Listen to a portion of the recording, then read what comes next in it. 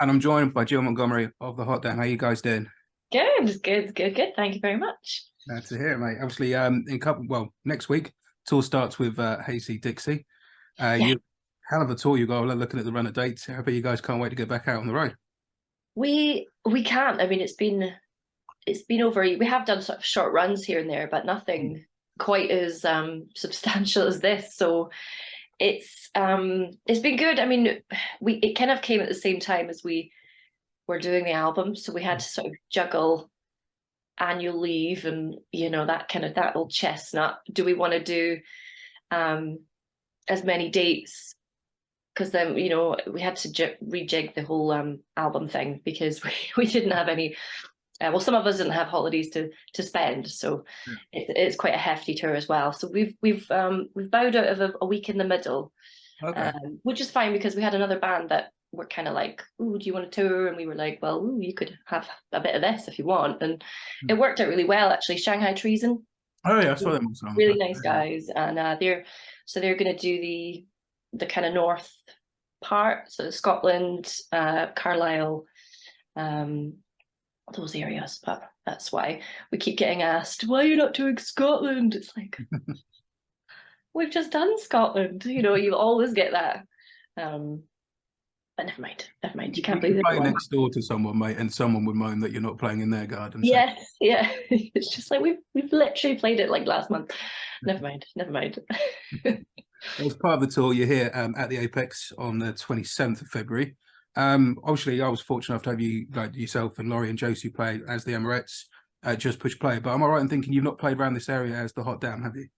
We haven't actually, no. I think my geography is terrible, but Bury St Edmunds kind of right in the middle. Actually, we've not done a lot around there, Hmm. and I think this tour is pretty good because we're actually covering like a lot of territories that we have never been to, such as Bury St Edmunds as Yeah. the Hot Dam. I think Exeter. Um, oh, I can't even remember. I should have it in front of me, but I'm so unprepared. I'm under the weather. I'm very unprepared. But yeah, we're quite excited because it's places that we've never been and fans that we can steal and lure into our tie-dye den, and yeah, it's quite exciting. You mentioned the album there. I saw a post maybe the last week before saying it's all wrapped up now and ready to go on the recording side of it. Is that right? Yes, almost. It's been recorded. We did it we did it all over the place actually. We Josie went to do her drums in Australia. Yeah, I saw Josie's post there. we had to Melbourne. we had to make sure everything, because we weren't with her, and if there was slight changes, it can completely Yeah, screw up a complete song great. or anything. So it was a bit a bit nerve-wracking. So we had to make sure everything was sort of ready before she went. She smashed it out in a week, which was great. She just went to see friends and family over there, so she kind of killed a lot of birds with one stone. And we did the rest a couple of weeks ago. We were in the studio nearly 3 weeks, up in Doncaster, up in Axe's studio with. We had a great studio engineer, Matt Ellis, who looked after us. Bless him, was outstanding patience. And yeah, we smashed out in a few weeks, and it's kind of at that stage. We've just got the desk mixes, but it has to be sent back to Ricky in Australia, who recorded with Josie. He's our producer, so he's gonna I think he's gonna start while we're on tour. So at least we'll be together while we're getting through drip feed some mixes. And yeah, which will be handy because I think a lot of the songs have very different personalities. So it'd be quite good to be together to kind of rein in levels, mixed, like, what people are expecting from this song. And there's a lot of curveballs in there. So it'd be good to, yeah. I can imagine it being a bit of a discussion. I was, So we're I all was going to say because obviously the singles that you've released so far are fair to say that they're up tempo, they're party going. There's what you guys wanted to do. Is there anything on there that you're particularly looking forward to seeing people's reaction compared to how different it was to say like Live Laugh Love or Didn't Like You Anyway or any of the other singles? um I think, yeah. I mean, we didn't want to do an album full of Live Laugh Loves or you know, because they're all quite similar vein, just kind of punk pop sort of, you know, in your face. So there are a few weird ones in there, which we're quite excited about. There's disco, there's rap, there's there's doom metal a little bit, there's electro pop, there's country. I don't know, you can make up your own mind when it comes out. It is a bit mental, but I think that is exactly what we wanted to put across. I think we are all a bit mad and just having a great time, and we wanted it to be eclectic, I think, and just show different strengths and different sides to us. You know, we're not all just pop pop pop pop pop. But yeah, we hope it'll bring a few smiles to people's faces. So Was that sort of reflective of the songwriting then? Was it like whoever was like more percentage of someone in particular steering the course of which genre direction it went, or was it just a case of you girls got together and it went where it went? I think it was mainly, I mean, I'm kind of the primary songwriter. So a lot of the stuff has kind of came out of my brain first. So it is a bit out there, but then, you know, someone will have a suggestion of why don't we change this into a shuffle? Why don't we, you know, these lyrics would be better, or why don't we put some like synth keys on this? You know, it can completely change in an instant. So it's kind of, it is a collaboration, but it's sort of brewed out of something a bit more yeah, mental. I think we're all on the same page when it comes to let's make this quirky and let's make this fun, which is quite good. It's quite hard. I've never really collaborated on a bigger scale before, only, you know, with a couple of people, me and another person, but it's kind of been a collective group, which can be quite difficult. But again, we're all kind of in the same ballpark, so it's fun. It has taken a long time because we have a lot of strong personalities in the group. I'm not sure if you've met them all yet, Lee, but they're all a bit nuts. There's nothing wrong with that. Nothing wrong with that.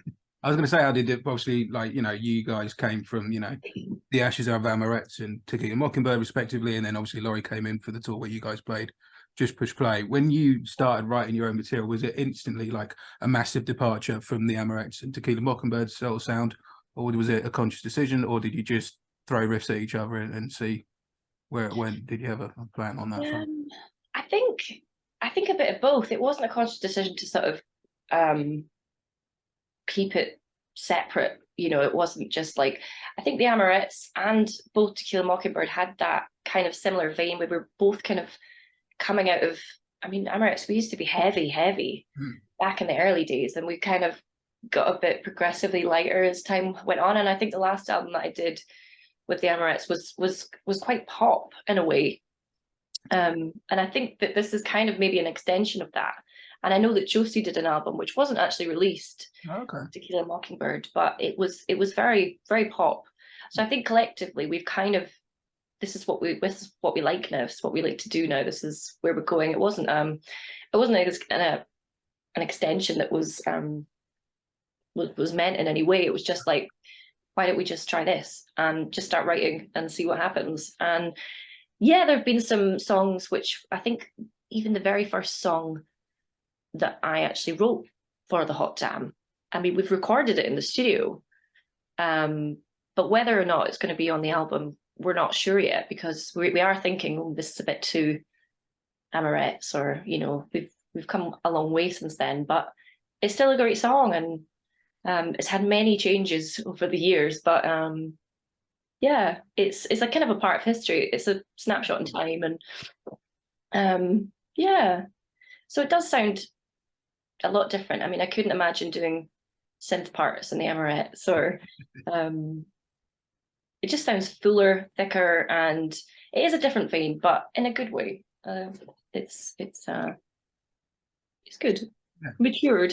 Well, this is it. I think everyone's up for the ride when it comes with you guys. You know, like when we saw, I know I keep mentioning obviously, but obviously when I saw you, when I would like to have you guys play at Just Push Play, you know, it was obvious that there was a chemistry on stage, with you guys, considering how short a space of time you'd actually obviously been performing together.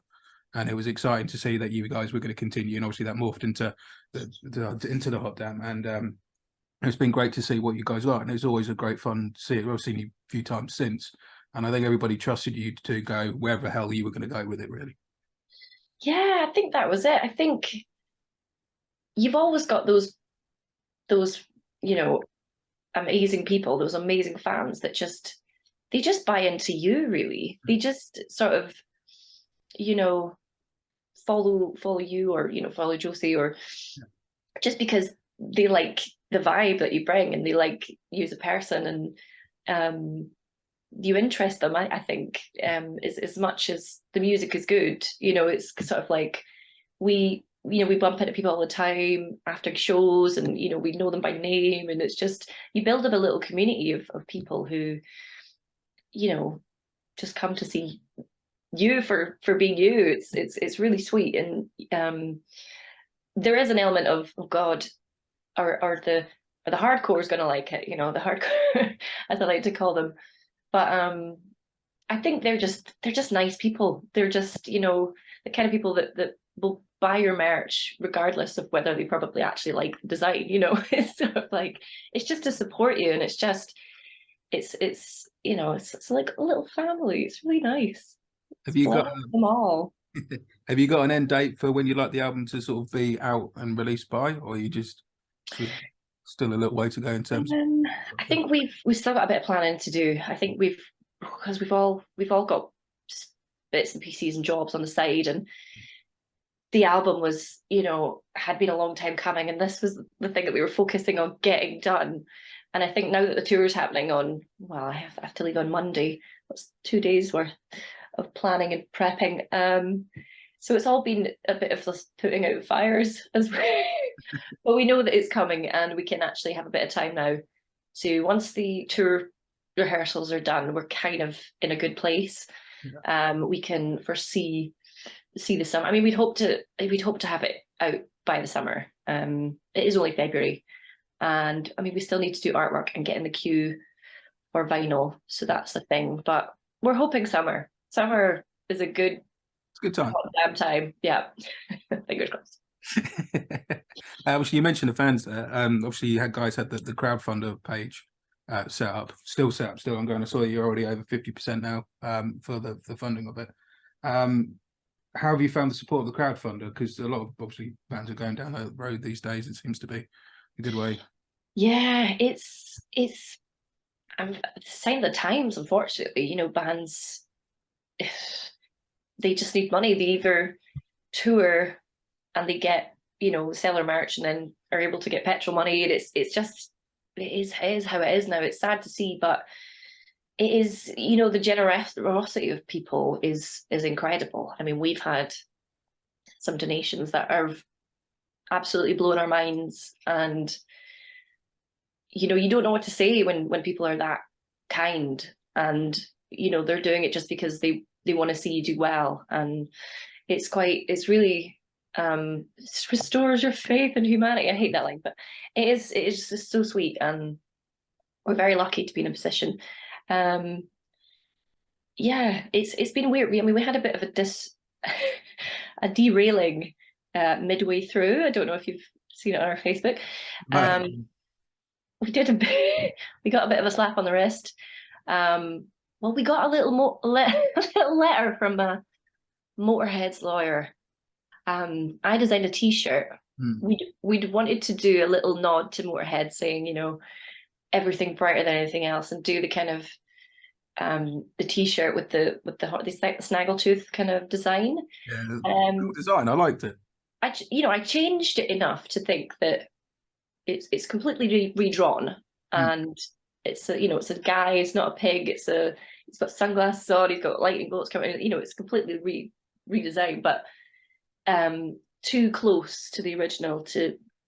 They thought it was too close, so they took it down. But we spoke to, we got in touch with their management, their merch people, and just said, look, we didn't mean to cause any harm.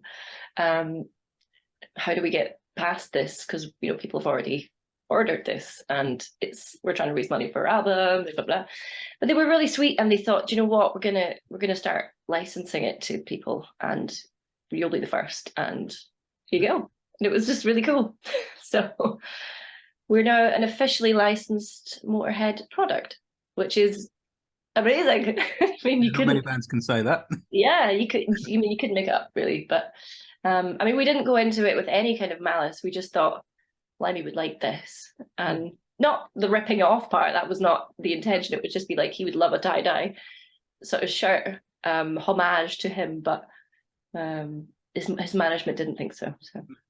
Which is fine, because they were lovely and it's all worked out. So it sounds like it all got sorted out in the end, and there was no, not obviously they're protecting Motorhead's imagery, which you can understand, but yes, like it was all done relatively peacefully for you guys, other than the shock of the initial shock of the thing on the floor, I would imagine.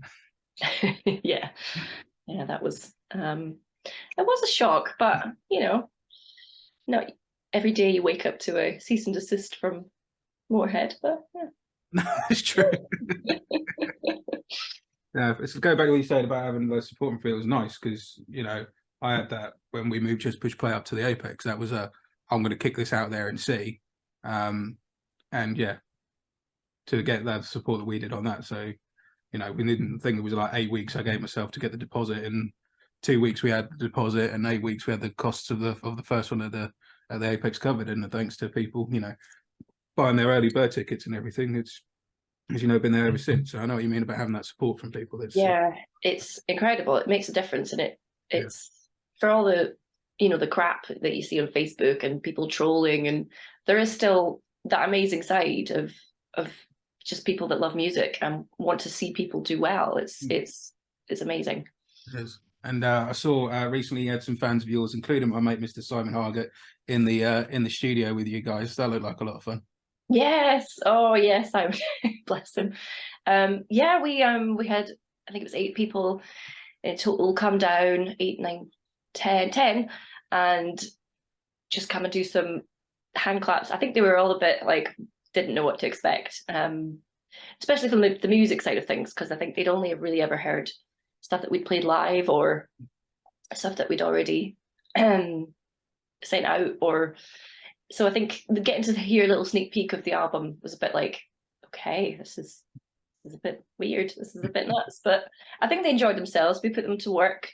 We got them singing on we thought, we'll try, because you never know what people are like when you bring them into the studio. You're like, oh, we'll try and make it as easy as possible, because not everyone's a musician. You can't think, not everyone can clap in time. But you've only got to go to any gig to notice that. They were great. Honestly, they were. We actually we thought we'd try a bit of a choir on one song, and it was beautiful. It was absolutely perfect. We just thought, if it doesn't work, we won't use it. It'll be all right, but it was great. And we're thinking about keeping an extra chorus just on the end of the song, just because it was that good. It was hand claps, and we did percussion, and we just fed them snacks all day, and it was good. I hadn't done that sort of thing in a few years, so it was nice to sort of interact, and for people to kind of see the background of it, and see how boring it can be in the studio, just sitting around drinking tea all day. It was good. It was good fun, and they brought the vibes as well. It was really cool. That's cool, man. So when you obviously you were saying there that earlier that JC obviously recorded drums out in Australia, you guys record everything else back here. How did you find that side of things? Had you done anything like that before, where elements of stuff have been recorded separately, or was it a bit of a... No, it was very stressful. It was probably the most stressful thing, because not only was it we'd had songs ready, but they weren't fine-tuned, and it wasn't the last sort of 5-10%. the structure. The structures were kind of up in the air, and if you want to have a double chorus here, and then we found that we were having to record the longest version possible, and then if we wanted to cut it down, but then you've got to have everything exact, like the tempos, the snare, because the vocals, because if there's a snare hit imitating the vocals, it's got to be in there. Not only was there was there kind of that. There was the whole time difference thing because Australia's what, 11 hours ahead. Mm. So we were going to bed while she was waking up. So communication was like middle of the night or first thing in the morning. It was a bit of a pain in the arse. But we got there. We got there, and we tried to have chats every day, like what have you changed? What's happening? You know, what's going on? But it's fine. I mean, we've worked with Ricky before. He's done all of our singles and stuff. So he's a bit of a pro. He's a seasoned pro. He knows what he's doing. So he's able to kind of take snippets of the drums as samples, and if we have a major issue with anything, he can fix it. He's a wizard. He's a Wizard of Oz. That's what I call him. Because he's worked with These Wicked Rivers as well, hasn't he, Ricky? He's mixing their album as well. Yeah. Yeah, I saw the boys last weekend and they were chatting about that. So yeah, I thought that was it.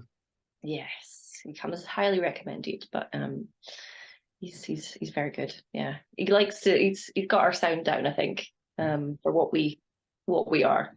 Definitely. There's nothing like this. You know, we've all heard bands where their producer hasn't got them 100%, and that can really taint a whole record. So to obviously have someone who gets you guys like that, that's really good.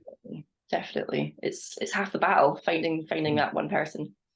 Yeah, like you say, you know, a bad producer can ruin a record, as far as I'm concerned. But it's good when it all lines up properly. Yeah. So obviously you got the tour, you got the record. Was the rest of the year hold out for you guys? Well, we're dragging our feet a little bit because we've had so much going on in the background, but we're trying to get out a bit more, do some more festivals. We would like to do a headline tour.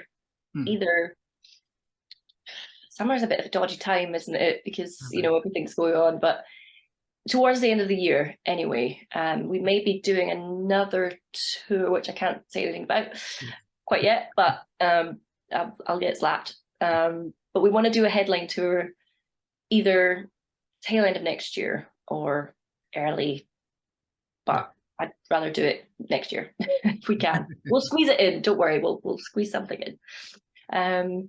We've got a lot of pledge commitments to fulfill as well, so that's going to be fun. I think we've got like an album listening party and Is that the one in May? I think so. Yeah, probably. And we've got a sort of our first album release party as well. I think that's in May as well. Sure. But stay tuned for that because it might change. I think that's the word on the street at the moment. But we're terrible with with giving you information right now because we're so far behind planning. Yeah, it'll be fine. Keep an eye on Facebook. It'll be fine. Well, you say that. You say the thing. You know, I remember it was last year the Christmas show that you guys doing along with Rock People Management. That all got changed very last minute, and I can't believe what managed to, you know, what Heidi and Terry and Josie managed to sort out in such a short space of time. That was insane. Yes, what's it been? Morecambe, the Alhambra had flooded, and we woke up to videos of just the ceiling had fallen in or the radiator had burst, and it was just surrounded in water. But we got a different venue last minute, and they were very accommodating, and it was great. It was a great night, and that was the kind of Christmas party. Towards the end, it was good. Yeah, it was a really nice way to end the year. Actually, it'd been quite a stressful year for us because we'd been trying to get all the album stuff ready for Josie, but it was nice to have a bit of a break, do what we do, not have to think about the stress, and it was good. It worked out eventually. It was touch and go, but keeps it interesting, isn't it? Well, yeah, so like that. I mean, me and Joe were supposed, Heidi and Josie and Terry were kind enough to invite me and Joe along, but Joe had an art exhibition that day, so we couldn't make it. But I text Terry in the morning saying, you know, hope it all goes well and all the rest of it, just chatting to Terry. And she sent me a video of all the water sort of pissing through the floor and everything else. And I was just like, she's like, I don't know what's happening at the minute, Lee, but I was like, whoa. And then I saw some videos later on. I think Simon sent me a video later on when you guys were on as well. Or we did a live stream, did something, and I saw some footage later on when once it was all sorted, and it was Yeah. amazing to see what them. I mean, I've been in some stressful situations organising gigs, but I've never had to find a whole new venue within a couple of hours because the other one's flooded. So that was Yeah. insane Yeah. what they managed to do. It was very good, very lucky. Phew.